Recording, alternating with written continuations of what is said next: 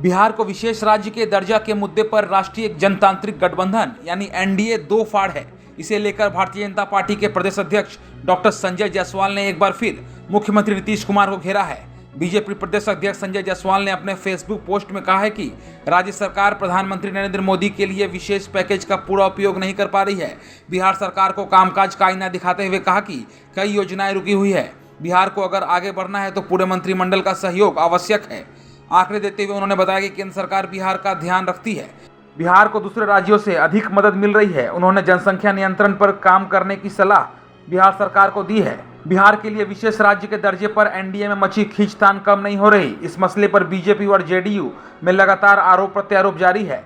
केंद्रीय बजट के बाद बीजेपी के प्रदेश अध्यक्ष संजय जायसवाल ने सोमवार को फेसबुक पर एक लंबी पोस्ट लिखी है। इसमें उन्होंने अन्य राज्यों से बिहार की तुलना करते हुए कहा है कि केंद्र सरकार को दूसरे राज्यों से ज़्यादा सहयोग मिल रहा है, जो यह बताने के लिए काफ़ी है कि नरेंद्र मोदी की सरकार बिहार का कितना ध्यान रखती है। आंकड़े देते हुए संजय जायसवाल लिखते हैं कि महाराष्ट्र की आबादी बिहार से 1 करोड़ ज़्यादा है, फिर भी बिहार को महाराष्ट्र के मुकाबले 31,000 करोड़ रुपए ज़्यादा मिलते हैं। बंगाल भी बिहार की भांति पिछड़ा राज्य है, पर उसके मुकाबले भी बिहार को 21,000 करोड़ रुपए ज़्यादा मिलते हैं। दक्षिण भारत के राज्यों की हमेशा शिकायत रहती है कि केंद्र सरकार उन्हें कम पैसा देती है, क्योंकि उन्होंने केंद्र की नीतियों के कारण आबादी को 70 के दशक में ही रोक लिया था। जायसवाल ने लिखा है कि जीएसटी से सबसे ज़्यादा फायदा बिहार जैसे राज्यों को हुआ है। पहले जिस राज्य में उद्योग स्थापित होते थे उनको अलग से कमाई होती थी, अब इस कमाई का बड़ा हिस्सा उपभोक्ता राज्य में बंटता है। इस कारण बिहार को 20,000 करोड़ की अतिरिक्त फायदा होती है। संजय जायसवाल ने कहा कि जहाँ भी संभव हो वहाँ प्राइवेट पब्लिक पार्टनरशिप होनी चाहिए। उद्योग लगाने वालों को विलेन समझने की मानसिकता बिहार को कहीं का नहीं छोड़ेगी।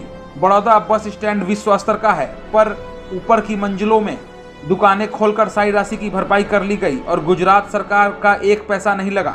इसी तरह गांधीनगर के पूरे साबरमती फ्रंट के विकास में उसी में से एक निश्चित भूमि निजी हाथों में देकर अनेक पार्कों सहित पूरे फ्रंट को विकसित करने की कीमत निकाल ली गई।